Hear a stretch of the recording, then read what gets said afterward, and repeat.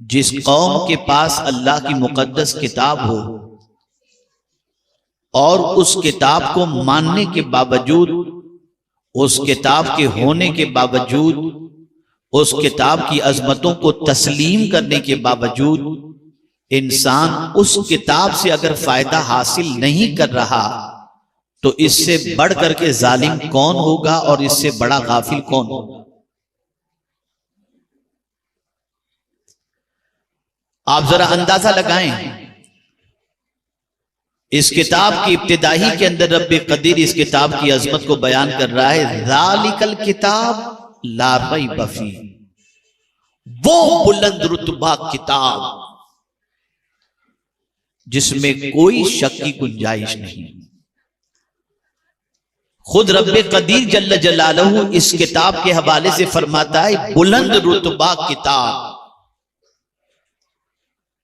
اور تاریخ کے اوراق اگر آپ الٹ کر کے دیکھیں تو آپ کو پتہ چلے گا، جب تک اس کتاب کے دامن کو مسلمانوں نے تھامے رکھا مسلمان کبھی زوال پذیر نہیں ہوا، اور جب اس کتاب کے دامن کو مسلمان نے چھوڑ دیا مسلمان زوال پذیر بھی ہوا، تباہی اور بربادی کے دہانے پر بھی پہنچا۔ اور اگر میں یہ کہوں تو غلط نہ ہوگا کہ موجودہ دور کے اندر چلنے کے بے ڈھنگے پن سے لے کر کے بات کرنے کے بے ڈھنگے پن میں اگر مسلمان گرفتار ہے تو اس کی سب سے بڑی وجہ یہ ہے کہ اس نے اللہ کی کتاب سے فائدہ نہیں اٹھایا اور اللہ کے رسول صلی اللہ علیہ وسلم کی احادیث سے فائدہ نہیں اٹھایا۔ قرآن اللہ کی وہ کتاب ہے جو صرف زمین کے اوپر چلنے کی تعلیم نہیں دیتا، نہ آداب سکھاتی یہ کتاب، بلکہ یہ کتاب زندگی میں پیش آنے والے ہر مسئلے کے سلسلے میں رہنمائی کرتی ہے۔ تجارت کرنی ہو تو کیسے کریں، ملازمت کرنی ہو تو کیسے کریں، ماں باپ سے ملاقات کرنی ہو تو کیسے کریں، ان کے آداب کو بجا لائیں تو کیسے بجا لائیں، ان سے بات کریں تو کیسے کریں، اولاد کی تربیت کریں تو کیسے کریں، معاشرے کو اچھا بنا کر رکھنا چاہیں تو کیسے رکھیں۔ ہر چیز کے سلسلے میں اللہ کی یہ کتاب رہنمائی کرتی ہے، اور جو اس کتاب کی رہنمائی میں چلتا ہے وہ کبھی بھٹک نہیں سکتا۔ آج ہماری قوم واٹس ایپ کے میسج کے ذریعے تو اپنا دین سمجھنے کی کوشش کر رہی ہے، کوئی بھی میسج بھیج دے، کسی بھی قسم کا دینی میسج بھیج دے، بغیر کسی تحقیق کے فوراً اسے فارورڈ بھی کر دیا جاتا ہے، اسے مان بھی لیا جاتا ہے اور اس پر عمل بھی شروع کر دیا جاتا ہے۔ جس آنے والے میسج پر آپ اتنا یقین رکھتے ہو، کاش کہ اتنا یقین اللہ کی کتاب پر آپ کا ہوتا اور آپ یہ جان لیتے کہ یہ کتاب اللہ کی وہ عظیم ترین کتاب ہے کہ اگر اس کتاب کی ہم پیروی کریں گے تو جہاں بھی رہیں گے اللہ ہم پر رحمتوں کو نازل فرمائے، اور یہ اس کا وعدہ ہے، یہ اس کا فرمان ہے۔ وَهَذَا كِتَابٌ أَنزَلْنَاهُ مُبَارَكٌ فَاتَّبِعُوهُ وَاتَّقُوا لَعَلَّكُمْ تُرْحَمُونَ۔ اللہ فرماتا ہے یہ کتاب اس کو ہم نے نازل کیا، یہ برکت والی کتاب ہے، اس کی پیروی کرو اور اللہ سے ڈرو۔ اگر تم اتنا کام کر لیتے ہو تو پھر اللہ تم پر رحم و کرم کی بارشیں نازل فرما دے گا۔ اے رسول اعظم صلی اللہ تعالی علیہ وسلم کے دیوانوں، آپ ذرا دیکھیں، صحابہ کرام علیہم الرضوان کی حیات طیبہ کا مطالعہ کریں تو آپ کو پتہ چلے گا کہ وہ اللہ کی کتاب پر کس طریقے سے عمل پیرا تھے، اور اللہ عز و جل کے فرمان کو پیش نظر رکھتے ہوئے اپنی زندگی کو قانون الہی کے سانچے میں کس طریقے سے ڈھالتے تھے۔ نتیجتاً دنیا کو چلنے کے آداب سکھانے والے صحابہ ہیں، دنیا کو جینے کے اصول بتانے والے صحابہ ہیں۔ اللہ کے رسول صلی اللہ علیہ وسلم کی حیات طیبہ، اللہ کے رسول صلی اللہ علیہ وسلم کے نقش قدم پر چلنے والے صحابہ اور اولیاء نے پوری دنیا کو مزاج عطا فرمایا، پوری دنیا کو چلنے کا ڈھنگ عطا فرمایا، جینے کے اصول عطا فرمائے۔ لیکن میں دیکھ رہا ہوں اب ہماری قوم کی نگاہوں کے اندر ہیرو بس گئے، آج ہماری قوم کی نگاہوں کے اندر آپ دیکھیں تو یوٹیوبر بس گئے، ان لوگوں کو دنیا نے اپنی نگاہوں میں بسا لیا اور ان کے جیسی زندگی زندگی گزارنے پر آج کا انسان فخر محسوس کر رہا ہے. میں آپ سے پوچھنا چاہتا ہوں آخر قرآن کو ہم فالو کیوں نہیں کر رہے؟ رسول اعظم صلی اللہ علیہ وسلم کی تعلیمات کو ہم کیوں فالو نہیں کر رہے؟ آپ مجھے بتائیں ان لوگوں کو فالو کرنے کے بعد آپ کتنے متاثر کرنے والے بن گئے، آپ کی زندگی کتنی مؤثر رہی. آئیے میں آپ کو بتاتا ہوں صحابہ کرام علیہم الرضوان کا عمل اللہ کی کتاب پر کتنا عظیم تھا، کتنا عظیم تھا. اللہ اکبر. میرے پیارے آقا صلی اللہ تعالی علیہ وسلم کے پیارے دیوانوں، امام عالی مقام رضی اللہ المولا تبارک و تعالی عنہ مدینے کی ایک گلی سے گزرتے ہیں، اور جب آپ گزر رہے تھے اس وقت آپ سواری پر تھے اور کنارے پر کچھ غریب مسکین، جیسے عام طور پر آدمی راستے سے گزرتا ہے تو آپ دیکھتے ہوں گے کہ راستے کے کنارے پر کچھ غریب بیٹھ کر کے کھا رہے ہوتے ہیں، پی رہے ہوتے ہیں، اور اس طریقے سے وہ اپنی زندگی گزار رہے ہوتے ہیں. اللہ اکبر. امام عالی مقام راستے سے گزر رہے ہیں مدینے کے، ایک گروپ بیٹھا ہوا تھا غریبوں کا، وہ کھانا کھا رہے تھے.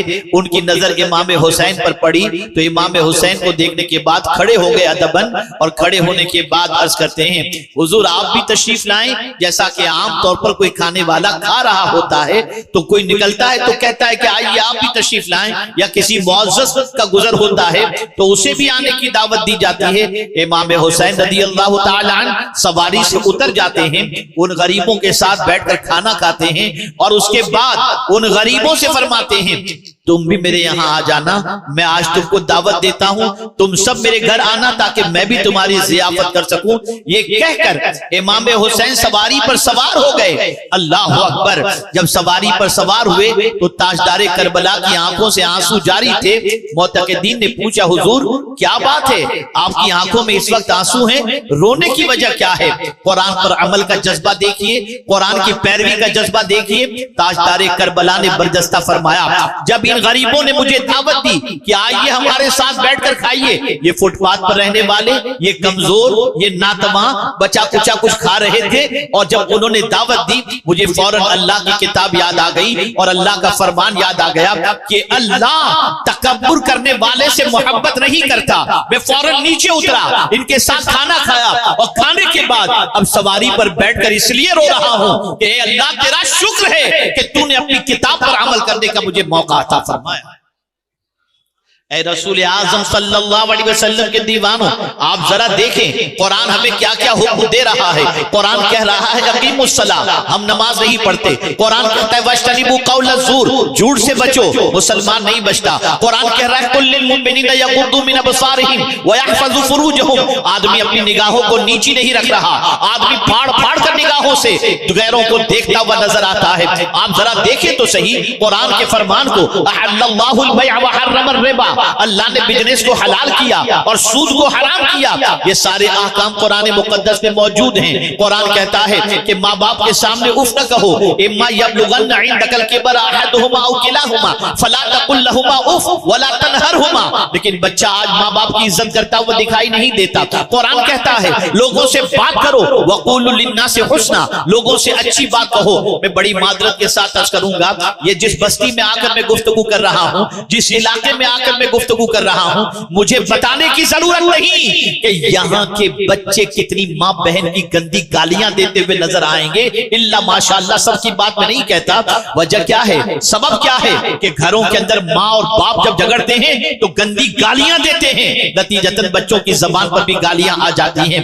آپ ذرا سوچو، غربت کی چکی میں پیسے جانے والے علاقوں کے اندر دین کی پوزیشن یہ ہے کہ اللہ کے فرمان کے خلاف زندگی گزر رہی ہے، طبیعت کے مطابق زندگی گزر رہی ہے، گانے باجے تماشوں میں زندگی گزر رہی ہے، نماز ترک کرنے میں زندگی گزر رہی ہے، ڈرگز سپلائی کرنے میں زندگی گزر رہی ہے، شراب اور جوے کے اڈے میں زندگی گزر رہی ہے. اللہ ماشاءاللہ سب ایسے نہیں. اگر آپ چاہتے ہو کہ حالات بدل جائیں، مزاج بدل جائے، اللہ عز و جل کامیابی سے ہمکنار فرمائے، تو آپ کو بہت زیادہ کچھ کرنے کی ضرورت نہیں. جو کچھ قرآن کہتا ہے اس پر عمل کرو، جس سے بچنے کا حکم دیتا ہے اس سے بچو، اور حضور جو دے رہے ہیں اسے قبول کرو، جس سے منع کر رہے ہیں اس سے باز آ جاؤ. تمہاری دنیا بھی سنور جائے گی اور تمہاری آخرت بھی سنور جائے گی.